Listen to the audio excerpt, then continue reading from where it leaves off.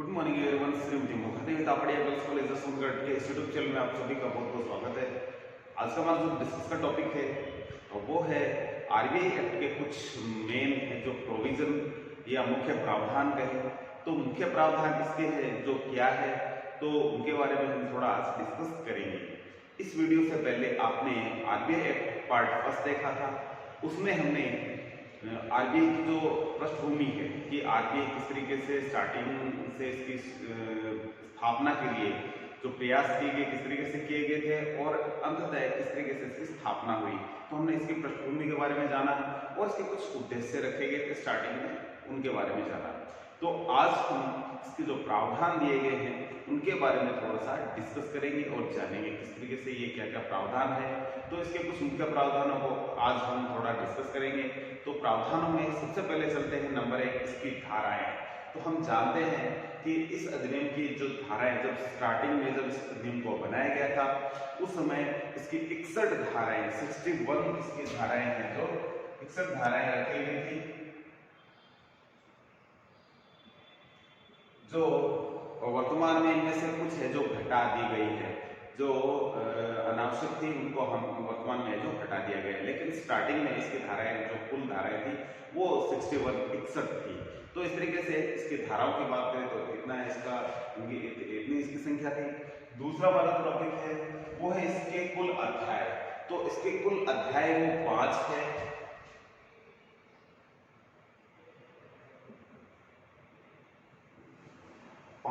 जो इसके अध्याय है उनमें प्रारंभिक जानकारी से लेकर के अंततः जो 5वां अध्याय है उसमें दंड व्यवस्था की जो बात करी गई है। तो इसके जो अध्याय है उसमें प्रथम अध्याय, द्वितीय अध्याय, फिर तृतीय, फिर तृतीय ए और तृतीय ब। तो तीसरे में 3 इसमें डिवाइड किए गए। इस तरीके से इनको देखें तो ये 7 की संख्या देखने को मिलती है, लेकिन ये टोटल इनको 5 ही माना गया है। तो इस तरीके से इसमें प्रारंभिक से लेकर के अंततः जो अध्याय है उसमें दंड व्यवस्था है उनको है जो बताया गया है। तो इस तरीके से इसके कुल 5 अध्याय है। और इसके बाद यदि हम बात करें तो अनुसूचियां, तो इस अधिनियम में जो कुल अनुसूचियां है वो 5 है और इनमें से जो अनुसूचियां हैं वो 3 वर्तमान में हटाई जा चुकी है और जो अनुसूची है वर्तमान में वो केवल 2 अनुसूची है जो काम कर रही है। तो प्रथम अनुसूची की बात करें कि जो 2 जो बची हुई अनुसूची है तो उसमें प्रथम अनुसूची में जो भारत में आरबीआई का जो कार्य क्षेत्र है उस कार्य क्षेत्र के निर्धारण के बारे में जो बताया गया है। और जो इसका कार्य क्षेत्र है वो उत्तर, दक्षिण, पूर्व और पश्चिम भारत के चारों दिशाओं में उसका कार्य क्षेत्र किस तरीके से फैला हुआ है उसके बारे में जो वर्णन किया गया है। बात करें द्वितीय अनुसूची में तो उसमें अनुसूचित जो बैंक है उनका नाम बताया गया है और अनुसूचित बैंक है वो कौन से है, किस तरीके से वो जो अनुसूचित बैंकों में शामिल हो सकते हैं नए जो बैंक है। तो जो बैंक ऐसे बैंक है या जो ऐसे बैंक है जो आरबीआई के नियमों के अनुसार काम कर रहे हैं और नियमों के अनुसार अपना संचालन कर रहे हैं, तो उन बैंकों को अनुसूची के अंतर्गत हम जो शामिल कर सकते हैं। तो आरबीआई क्या करता है, जो अनुसूचित बैंक जो नियमों के अनुसार जो काम करे बैंक अनुसूची के अनुसार जो काम करे उसकी जो मुख्य जो चीजें रखी गई अनुसूची में आने के लिए उन सभी चीजों का पालन करे, तो उन बैंकों को अनुसूची में शामिल करने का जो काम है वो इसी के अंतर्गत आता है। तो ये है जो द्वितीय अनुसूची है उसमें अनुसूचित बैंकों के नाम है। बात करें इसके चौथे टॉपिक की, तो चौथे टॉपिक में अधिनियम का कार्य क्षेत्र बताया गया है। तो कार्य क्षेत्र में हमने बताया कि आरंभ में ये जम्मू एंड कश्मीर जो क्षेत्र है भारत का उसको छोड़ करके पूरे देश में समान रूप से जो ये नियम है जो लागू हो गया। लेकिन 1956 में जम्मू एंड कश्मीर में भी एक प्रावधान के द्वारा ये लागू कर दिया गया। वर्तमान में पूरे संपूर्ण भारत में जो इसका जो कार्य क्षेत्र है जो कि स्टार्टिंग में जम्मू एंड कश्मीर को इसमें छोड़ा गया था, लेकिन अब संपूर्ण भारत में जो इसका जो ये लागू होता है। उसके बाद हम बात करें आरबीआई की पूंजी, तो आरबीआई की जो पूंजी है वो टोटल आरंभ में जो 5 करोड़ रुपए में वक्त थे, जो कि 100 रुपए के जो शेयर थे और टोटल इनकी संख्या थी वो 5 लाख थी। तो 5 लाख शेयर में जो इसकी पूंजी बटी हुई थी 100 रुपए वाले शेयरों में। तो इस तरीके से ये टोटल राशि 5 करोड़ होती है। लेकिन इसके बारे में और थोड़ा बात करें आगे, तो 1948 में जब इसका राष्ट्रीयकरण किया गया तो ये जो सारे जो शेयर है वो सरकार के द्वारा खरीद लिए गए और इस तरीके से वर्तमान में सारे के सारे जो शेयर्स है वो सरकार के अंडर ही है, सरकार के अधीनस्थ ही है। इसमें कोई अन्य दूसरा व्यक्ति है जो इसके शेयर नहीं खरीद सकता है और नहीं इसके पास है। तो इसका मतलब ये है कि संपूर्ण जो इसका है जो व्यवस्था है, संपूर्ण जो इसके यदि पूंजी की बात करें तो वो सारी की सारी आरबीआई के अधीन है। तो जो आरबीआई जो सरकार के अधीन है, तो इसका मतलब ये हुआ कि सरकार के अधीन में भी काम करता है। इसके बाद में यदि बात करें नेक्स्ट पॉइंट की प्रबंध व्यवस्था, तो इसकी प्रबंध व्यवस्था में कितने लोग काम कर रहे हैं, किस तरीके से काम कर रहे हैं, तो थोड़ा देखते हैं। इसमें 20 संचालक है यानी डायरेक्टर है। तो ये इसमें केंद्रीय संचालक मंडल के सारे सदस्य है जो टोटल है जो 20 है। इसके पश्चात इनके बाद में एक गवर्नर होता है, ये पूर्णकालिक होता है और वर्तमान में श्री शक्तिकांत दास हमारे जो गवर्नर है। इसके बाद में बात करें 4 डिप्टी गवर्नर होते हैं, ये भी पूर्णकालिक होते हैं। इनका कार्यकाल गवर्नर का और डिप्टी गवर्नर का है जो 5 साल का होता है। और इसके बाद है जो इसके पश्चात आते हैं 15 संचालक होते हैं। इन बाकी जो अन्य लोग हैं इनका कार्यकाल है जो 4 साल का होता है। तो इसके बाद 4 स्थानीय मंडल भी निर्धारित किए गए हैं। पूर्वी क्षेत्र में कोलकाता में इसका मुख्यालय है जहां 5 निदेशक है जो काम करते हैं और पश्चिम क्षेत्र है इसका मुख्यालय मुंबई में है, इसमें भी 5 निदेशक काम करेंगे। यानी ये जो क्षेत्र हमारे उत्तर दक्षिण पूर्व पश्चिम में 5-5 निदेशक तय किए गए हैं और उनके मुख्यालय अलग अलग जगह बनाए गए हैं। जैसे पश्चिम में मुंबई में और उत्तर में नई दिल्ली में और दक्षिण क्षेत्र में चेन्नई में है जो उनके जो मुख्यालय खोले गए हैं। और इनमें जो 5 निदेशक है जो प्रत्येक क्षेत्र में 5 निदेशक काम करते हैं। और इन निदेशक है जिनका है जो केंद्र सरकार या राज्य सरकार सभी जो ये भारत सरकार के द्वारा ये मनोनीत है जो ये व्यक्ति होते हैं और ये काम करते हैं। तो कहने का मतलब है सभी जो निदेशक है ये भारत सरकार या केंद्र सरकार के द्वारा है जो मनोनीत होते हैं। तो इस तरीके से इनकी प्रबंध संचालन की जो व्यवस्था है। और यदि आगे बात करते हैं नेक्स्ट पॉइंट में तो है आरबीआई के कार्य। तो आरबीआई के कार्य क्या क्या है, तो मुख्य हमने कुछ लिख रखे हैं। तो आप देख सकते हैं बिना ब्याज जमाए प्राप्त करना, ये सरकार के द्वारा इस प्रकार के जो पैसे होते हैं वो बिना ब्याज जमा अपने पास रख सकता है। सरकारी बिलों का क्रय विक्रय कर सकता है, उनकी पुनर्कटौती कर सकता है, विदेशी विनिमय बिलों का लेन देन भी कर सकता है, बैंकों एवं अन्य संस्थाओं को ऋणों के रूप में ये पैसा देता है, यानी बैंकों को ऋण के रूप में काम करता है, पैसे देने वाले के रूप में। और केंद्र सरकार या राज्य सरकार के बैंकर के रूप में भी ये काम करता है। इसके अलावा जो मुख्य इसका एक काम है वो है नोट निर्गमन का, इसको एकाधिकार है। तो हमने बात करी नोट निर्गमन में 1 रुपए को छोड़ करके वर्तमान में जितने भी नोट चल रहे हैं वो सारे के सारे आरबीआई के द्वारा ही जारी होते हैं। अर्थव्यवस्था के आंकड़ों का संकलन एवं प्रकाशन का काम भी इसी का है। तो इस तरीके से इसके कुछ मुख्य हमने जो चीजें लिखी है इसके कार्य की वो ये है। तो ये इसके कुछ आगे मुख्य कार्य थे।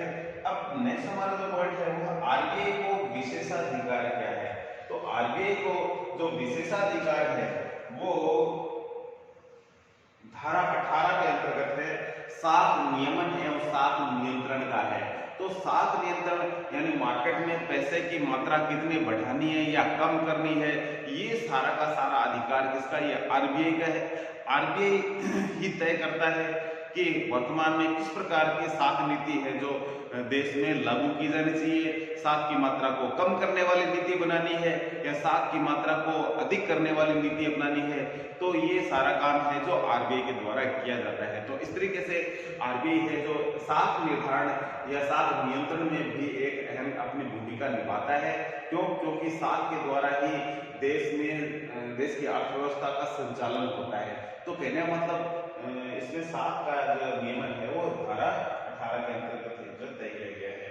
नेक्स्ट इसका जो पॉइंट है वो आरबीआई के प्रतिबंधित कार्य आरबीआई क्या क्या नहीं कर सकता है, ऐसे कौन कौन से काम है जो आरबीआई नहीं कर सकता, उनके बारे में यदि बात करें तो मुख्य मुख्य हमने कुछ लिख रखे हैं। ये धारा 19 के अंतर्गत आता है। ये व्यापार नहीं कर सकता है किसी भी प्रकार का, किसी कंपनी के शेयर नहीं खरीद सकता है और नए किसी कंपनी के शेयर जमानत के रूप में रख करके कंपनी को ऋण दे सकता है।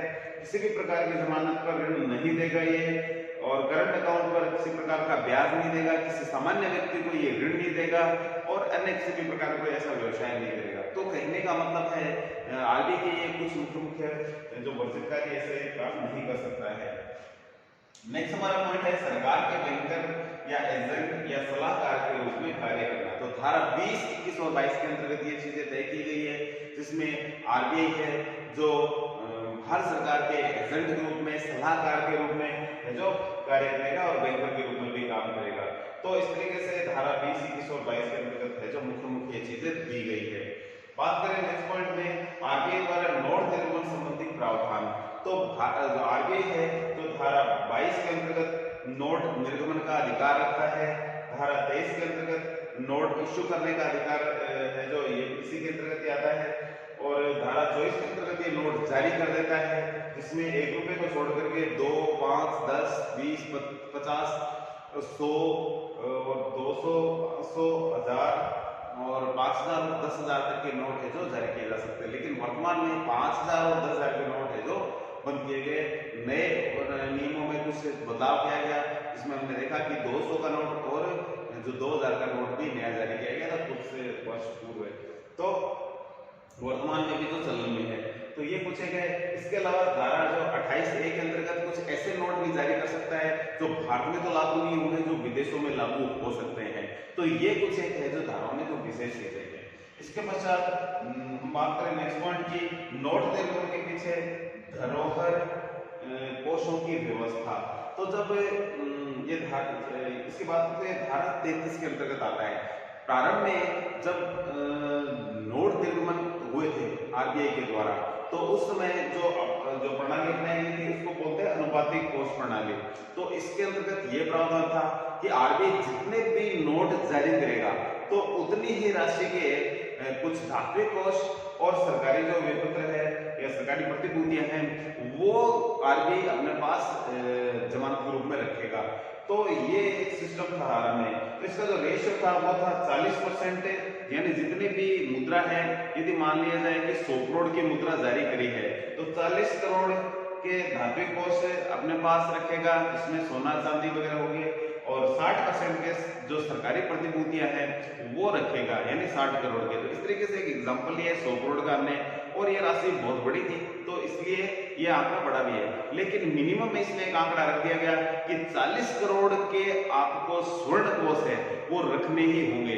ठीक है, ये 40% की बात करें। यदि हम कहें कि 500 करोड़ के यदि नोट यदि जारी करने हैं तो 40% का मतलब होता है 200 करोड़ रुपए के इसमें जो आपको क्या रखने पड़ेंगे, धात्विक कोष, क्योंकि 500 करोड़ का 40% 200 होता है। लेकिन इनमें भी 40 करोड़ के जो स्वर्ण कोष आपको मिनिमम अनिवार्यता की जो शर्त थी वो रखने ही होंगे। इसके पश्चात वर्तमान में जो प्रणाली चल रही है वो न्यूनतम कोष प्रणाली चल रही है। इस प्रणाली का अनुपातिक कोष प्रणाली का त्याग किया जा चुका है। न्यूनतम कोष प्रणाली के अंतर्गत है जो आरबीआई है जो क्या रखता है, नोट निर्गमन के पीछे 200 करोड़ रुपए की जो जमानत के रूप में जो सिक्योरिटी रखता है, उसके बाद में नोट है जो जारी करता है। इसमें भी 115 करोड़ के धात्विक कोष रखता है, और शेष है जो 85 करोड़ के यदि बात करें तो उसमें स्टर्लिंग और विदेशी जो प्रतिभूतियां हैं, तो विदेशी प्रतिभूतियां हैं ये अपने पास रखेगा और बदले में ये जो नोट है जो अपने देश में जारी करेगा। ये वर्तमान में इसकी जो व्यवस्था है। अब वर्तमान में 200 करोड़ का है, और स्टार्टिंग में है जो ये अलग ही इसका सिस्टम था जो अनुपातिक कोष प्रणाली थी, उसमें 40 और 60% के अनुसार। बात करें इसके नेक्स्ट पॉइंट की, तो ये है विदेशी विनिमय का क्रय विक्रय। धारा 40 के अनुसार आरबीआई है जो विदेशी विनिमय का क्रय विक्रय कर सकता है, और तो इसके मुख्य मुख्य हमने प्रावधान है आज हमने डिस्कस किए। तो आज के वीडियो में इतना ही। इसके बाकी जो शेष प्रावधान है हम नेक्स्ट वीडियो में डिस्कस करेंगे। तो आज की वीडियो में इतना ही, मिलते हैं नेक्स्ट वीडियो में। तब तक के लिए धन्यवाद। अपने वीडियो को लाइक कीजिए, शेयर कीजिए। यदि चैनल को सब्सक्राइब नहीं किया है तो वो भी जरूर कीजिए, जिससे कि आपको नई वीडियो की जानकारी मिलती रहे। धन्यवाद।